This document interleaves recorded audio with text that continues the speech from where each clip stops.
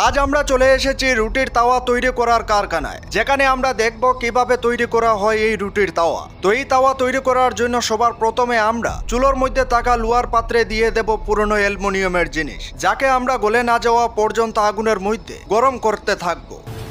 এরপর যখন অ্যালুমিনিয়ামগুলি গলে যাবে তখন আমরা এতে থাকা সব ময়লাগুলি তুলে বাইরে ফেলে দেব।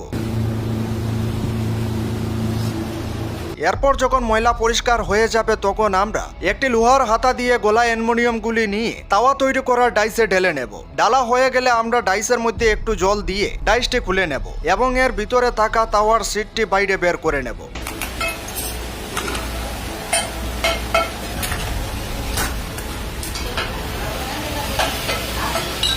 এরপর আমরা সেই তাওয়ার সিটটিকে একটি ঘুরন্ত মেশিনের মধ্যে লাগিয়ে রেত দিয়ে পালিশ করে নেব।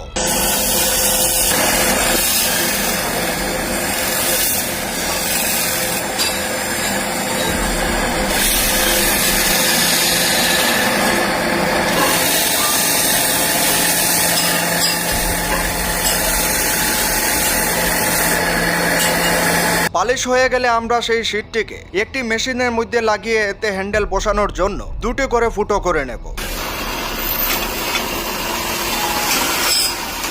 ফুটো হয়ে গেলে আমরা তৈরি করে নেব তাওয়ার হ্যান্ডেল, যার জন্য আমরা সবার প্রথমে নিয়ে নেব আগে থেকে ব্যান্ড করা স্টিলের রড, যাকে আমরা একটি মেশিনের মধ্যে দিয়ে এ ধরনের শেপ দিয়ে দেব।